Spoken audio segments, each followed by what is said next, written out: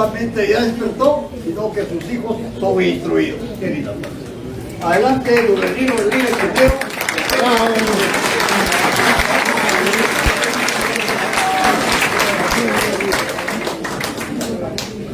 Compañeras, compañeros, buenas tardes. Seríamos ingratos si es que no empezamos esta pequeña reflexión, si no nos acordamos de 60 compañeros que ya no están con nosotros. 70. En primer lugar, nuestro saludo, en primer lugar nuestro saludo para ellos. En segundo lugar, algunas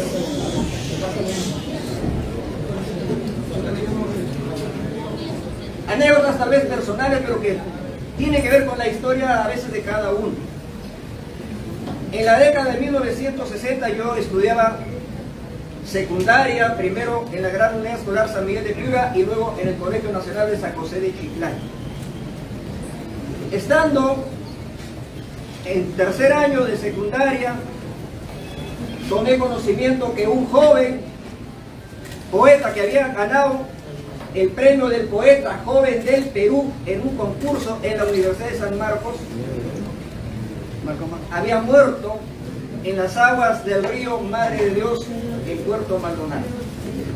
Ese joven muy alto se llamaba Javier Heró Pérez, quien fue asesinado el 15 de junio de 1963. 22 años. Y Javier Heró era militante, combatiente del ejército que organizó nuestro compañero Héctor.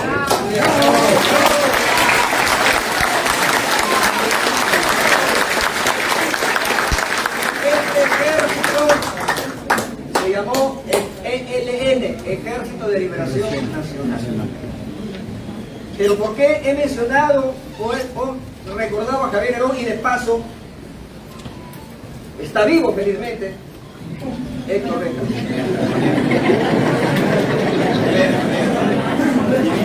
Porque si a veces hablamos de nosotros, y no creo que esté mal, no lo van a tomar como algo de vanidad. Mi primera batalla política fue en el año 1967 para elegir el nombre de la promoción del colegio, porque eso era muy simbólico. Competíamos obviamente con un partido que apareció como socialdemocracia y terminó en ultraderecha, como es el partido aprista, lamentablemente. Y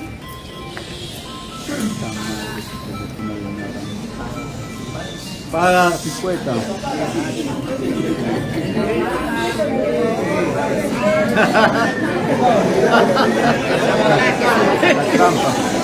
Querí Ramón le está llamando. Resulta que en ese año 1967 nosotros peleamos para que el nombre de nuestra promoción sea Javier Heró Pérez. Y ganamos esa elección en más de 700 alumnos que éramos la promoción del Colegio Nacional de San José de Chiclayo. Esa fue la primera batalla que en términos nacionales significó para mí un aliento, un triunfo. Por eso es que, y de paso recordamos a don Héctor Becar Rivera. Pero tampoco puedo ser ingrato teniendo a mi costado al maestro Aníbal Torres Vázquez.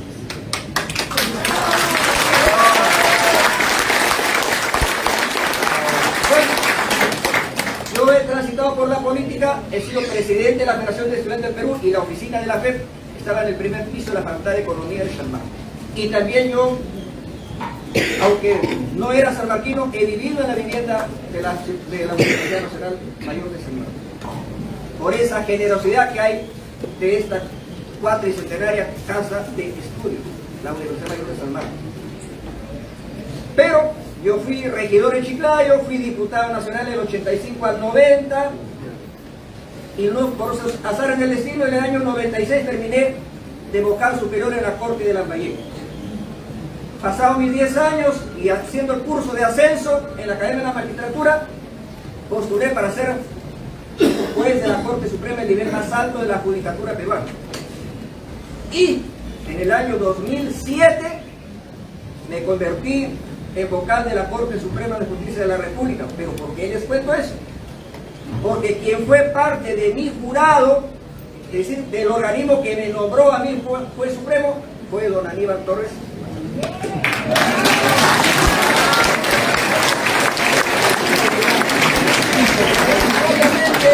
Obviamente yo nunca lo había visto antes.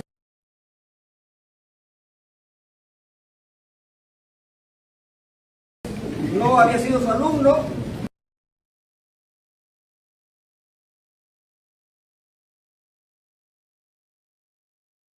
Aunque él ha nacido cercanamente a Chiclayo, donde me he criado, chotano, ¿no?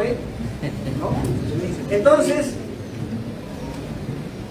ha pasado el tiempo, este año, y me entero un día que habían pedido una audiencia para discutir la prisión preventiva de don Aníbal Torres. Yo no era su abogado, sin que él me llame. Yo llamo a uno de sus asistentes, le digo, si el maestro lo tiene a bien, le puedo incorporar al equipo de su defensa. Entonces, él me contestó.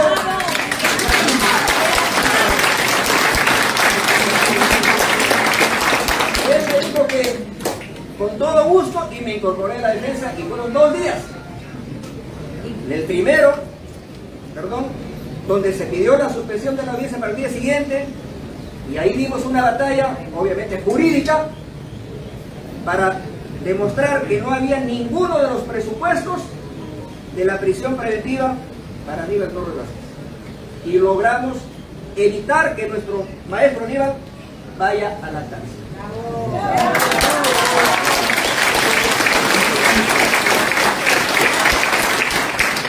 Yo como descendiente o como habiendo nacido en el campo, porque yo nací en un caserío de la Jalca piurana, Rodeopampa, Guarmaca, Huancabamba, Piura, ahí muchos cultivamos valores.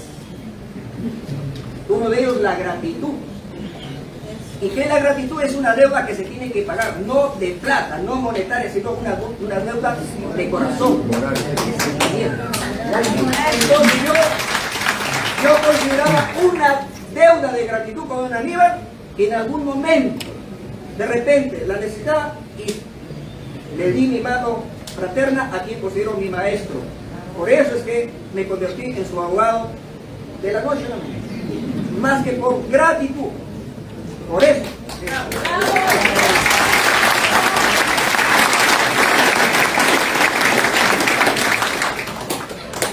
Bien, ahora entro a algunas reflexiones sobre el momento político. Bueno, después del COVID-19, que ha sido un acontecimiento que nadie lo va a olvidar, porque cuántos fallecidos tenemos en nuestra familia también, pero que ese fenómeno del COVID-19 tuvo una virtud, en poner al desnudo la falencia de un Estado dominado por un modelo neoliberal, donde la salud pública no existe, todo está privatizado. Eso se evidenció sin tanta teoría, sin que sepamos qué es neoliberalismo, qué es capitalismo, socialismo, sin que sepamos esos conceptos teóricos, lo entendimos clarito. ¿Cuánto costaba internarse y cuánto en un hospital del Ministerio de Salud? En la clínica Ricardo Palma, 800.000 soles. Y en los hospitales del Estado no había ni siquiera cupo. ¿No? Esas son las debilidades del sistema o del régimen económico neoliberal que consagran al 100% la Constitución de 1993. Entonces, ese es uno de los acontecimientos que no nos vamos a olvidar, la pandemia del COVID-19. Pero ¿cuál es el otro acontecimiento? Es el de una rebelión, el de una explosión social que empezó el 7 de diciembre del año pasado, hace poquito tiempo. Este es un momento extraordinario donde los invisibilizados, es decir, los que supuestamente no se pueden ver, es decir, los excluidos, los marginados de siempre, ¿no? Dijeron que en el proceso de la construcción de la nación peruana, ellos estaban excluidos y que era momento de hacerse presentes. Y por eso es que vinieron movilizándose desde el sur andino principalmente, Puno, Apurímac, Ayacucho, Cusco, para llegar ¿a dónde? A la costa y a Lima, que está bien lejos de ellos, no en términos geográficos, sino está bien lejos en términos de derechos, en términos de oportunidades. Por eso estaba bien lejos. Y llegaron, pues, aquí está la compañera de Puno, con su sombrero, con su soga cruzada, su chicote, con su falda puneña,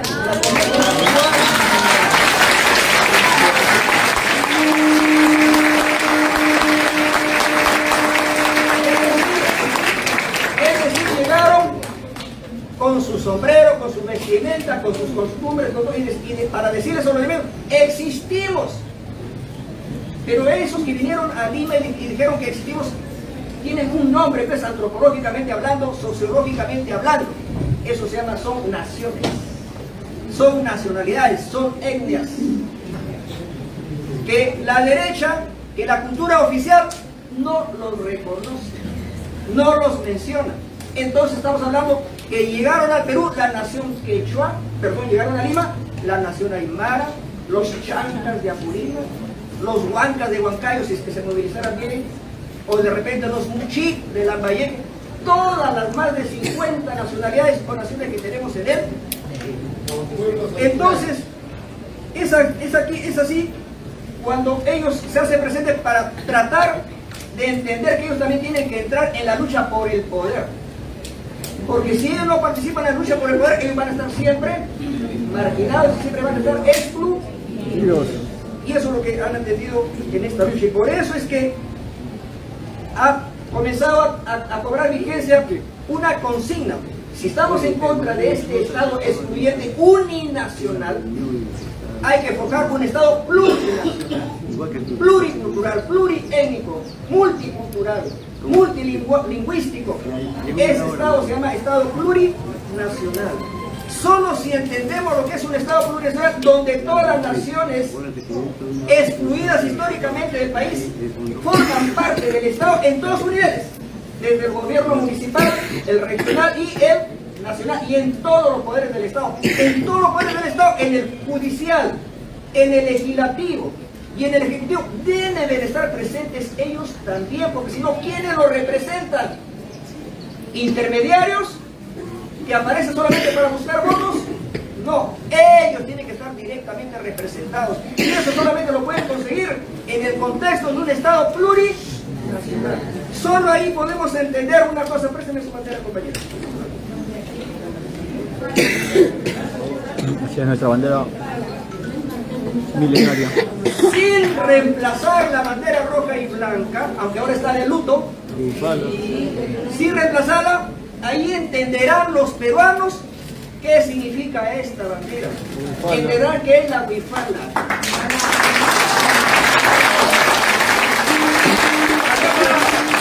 ¡Ayaya!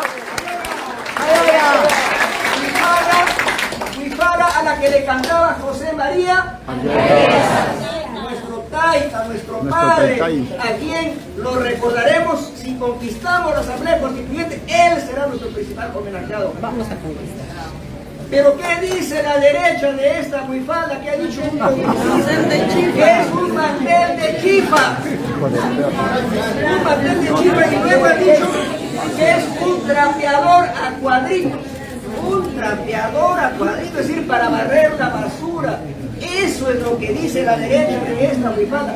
¿Por qué? Porque tienen una ignorancia extraordinaria sobre lo que es son las naciones de nuestro país y lo que significa de nuestro pasado. Entonces eso pinta, pues, explica el por qué tenemos que pelear por un nuevo Estado, por una nueva república. Bien, una segunda reflexión. Tenemos a un gobierno que lo califican algunos como una dictadura cívico-militar, pero ¿es una dictadura cívico-militar fuerte como la de Fujimori en sus mejores momentos? Es una dictadura débil, que no cuenta con el apoyo de la mayor parte de la población peruana. La señora Dina Boluarte apenas llega al 15 o 17% de aprobación. Quiere decir que las 2/3 partes de la población peruana no respaldan al actual gobierno que nos está, digamos, prácticamente condenando a terminar con lo que es la propia democracia llamada liberal. ¿Y por qué es cívico y militar? Porque hay más presencia y más protagonismo de los militares. Es decir, se está militarizando el país y se ha aprobado un decreto supremo, una resolución suprema del Ministerio de Defensa que le da carta blanca a la Fuerza Armada para que tenga libertad para disparar y asesinar a más, ya para aumentar la suma de los 60 que hasta ahora tenemos. Eso es un riesgo que hay que parar, porque la militarización del país nos va a conducir al fascismo, y eso es una noche oscura en la historia del país que la tenemos que evitar con el pueblo movilizado. Es la resolución suprema 013-2023 del Ministerio de Defensa. Eso, la fecha ahorita no la tengo, pero es la resolución suprema 013-2023 de F de Defensa. Listo. Bien.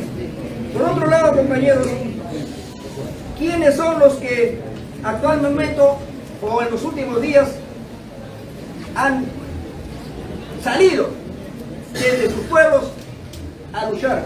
Es el movimiento campesino, es decir, las comunidades campesinas y las rondas campesinas son las que se han convertido en los actores sociales más importantes de los últimos tiempos.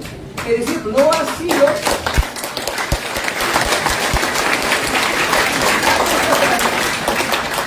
no es la primera vez que el movimiento campesino se ha movilizado por la toma de tierras, por ejemplo, cuando había el gamonalismo, el latifundismo, ¿cierto? Pero en estos últimos días los que han dado la cara y los que han puesto el pecho son los campesinos de las comunidades campesinas y de las rondas. Ellos son los actores principales de este movimiento social, y ahí hay que poner el ojo para que no se degrite y para que no haya una derrota, porque también hay peligros. El cansancio, todo eso también juega, y que no haya una derrota, porque sería una frustración histórica, pero eso requiere de otro tema que hablaremos posteriormente. ¿Cuáles son las limitaciones o los límites de este movimiento? Y lo tengo que decir porque tenemos que también analizar pues cuáles podrían ser nuestras debilidades, ¿no? El tema es que no tenemos un liderazgo reconocido. Y voy a usar las palabras de una entrevista que le hacen a la compañera Leonela Labra Panoca, presidenta de la Federación Universitaria del Cusco. Una mujer le pregunta sobre el momento y le preguntan ahí, ¿y podemos hablar de la existencia de liderazgos? Liderazgos, los que lideran pues la protesta. Y ella dice, yo creo que sí, existen liderazgos, pero no unificadores. Miren la palabrita, no unificadores. Ni liderazgos que ayuden a consensuar. Eso es un poco triste, debo reconocerlo. No estoy usando mis palabras, lo que dice esta joven dirigente universitaria del Cusco, que hay líderes, pero que no, digamos, ayudan a unificar. ¿Qué significa? Que hay liderazgos locales, hay liderazgos en Puno, hay liderazgos en Cusco, pero no se articulan. Y eso es una deficiencia, pues, compañero, porque no le da norte, no le da dirección al movimiento, y eso corre un riesgo en que culmine en una derrota.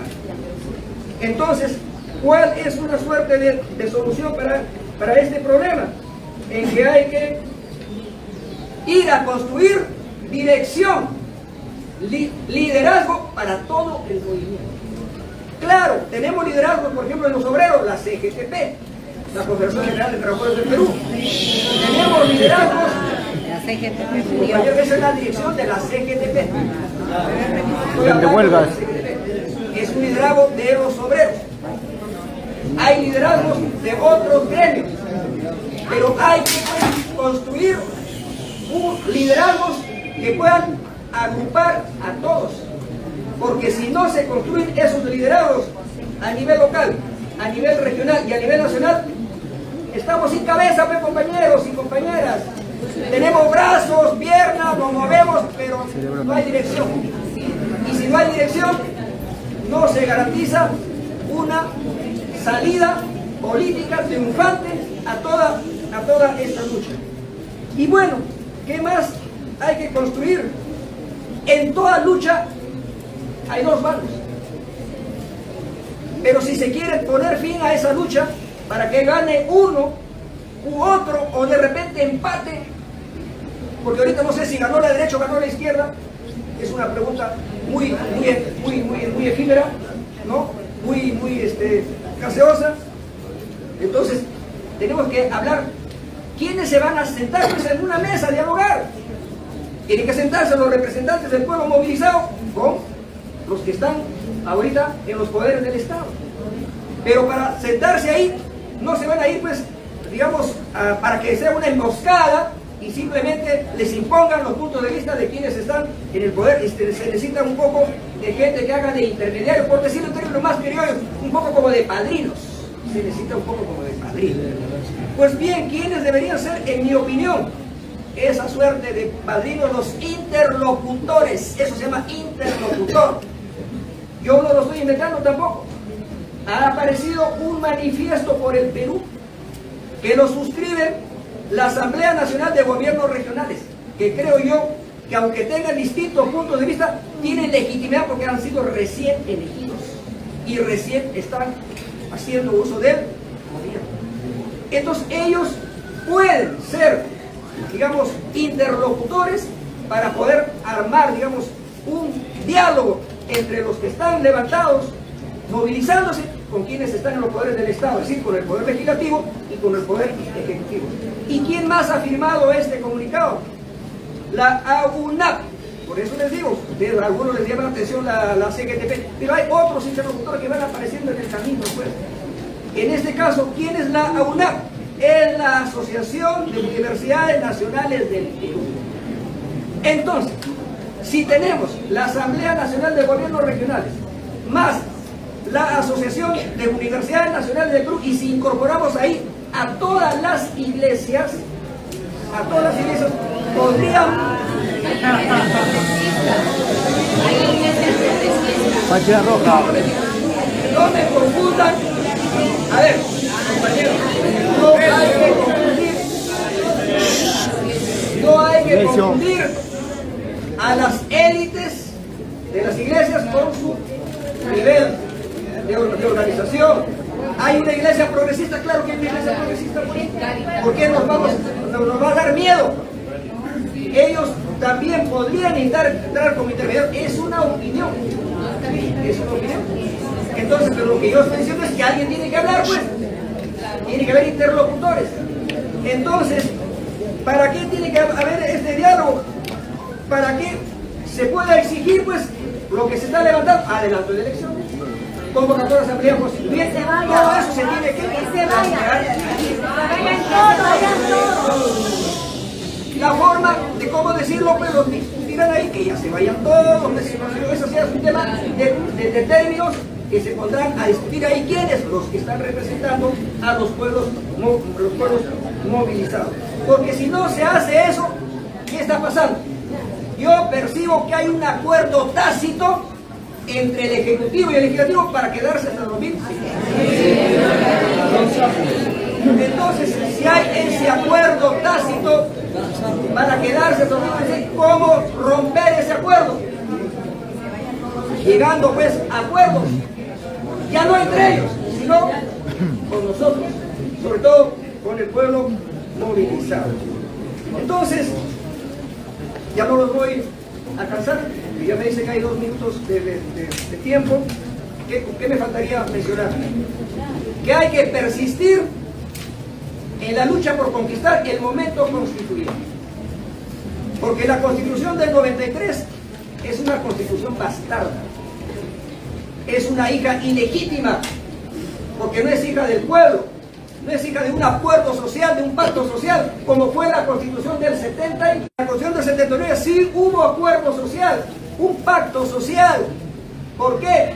Porque participó toda la sociedad organizada. Por ejemplo, a nivel de los trabajadores estuvo el secretario general de la CGTP, Isidoro Gamarra, estuvo Valentín Pacho, estuvo de la Cooperación Campesina del Perú, estuvo Andrés Luna Vargas, del movimiento de las universidades, de la Federación Nacional de Trabajadores de la Universidad Peruana, de la FETUC, estaba Victorino Lázaro Cárdenas, me acuerdo, porque yo era presidente de la FED y andábamos trabajando con él, que era de la FETUC, estaba él en la Asamblea Constituyente. Y de los políticos del pueblo estaba Hugo Blanc, estaba Genaro Ledesma, estaba Carlos Malpica, estaba Javier Díez Canseco. Dígame si con esa composición no podemos avanzar.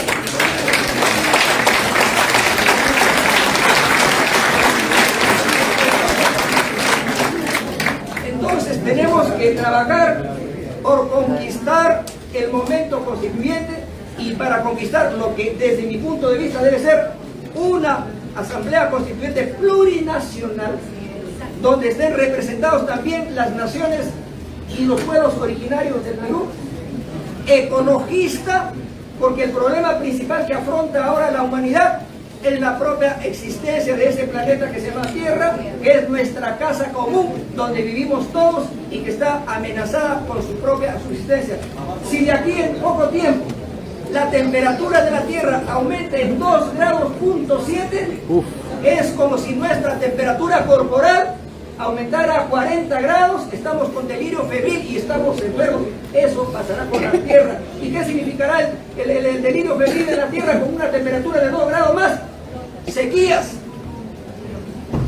diluvios, fenómenos naturales que pondrán prácticamente en riesgo la subsistencia de la especie humana y del propio planeta Tierra. Por eso es que con una nueva constitución, por ejemplo, se tendrá que reconocer el derecho al agua y todo aquello que significa el agua, la defensa de los glaciares, de los páramos, de los ríos, de las lagunas, y donde haya una defensoría de la naturaleza y no esa defensoría del pueblo que nos quiere para cada hora.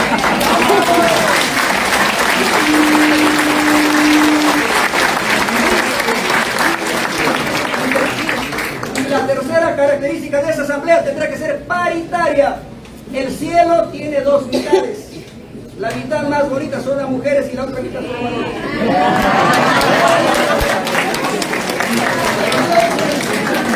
Ahí tiene que ser igualito, paritaria. Si hay 180 asambleístas, 90 varones y 90 mujeres. La paridad ya es un principio de democracia y la tenemos que respetar en la nueva asamblea. Gracias.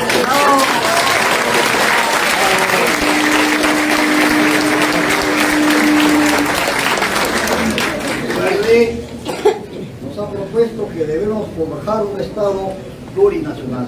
Así mismo,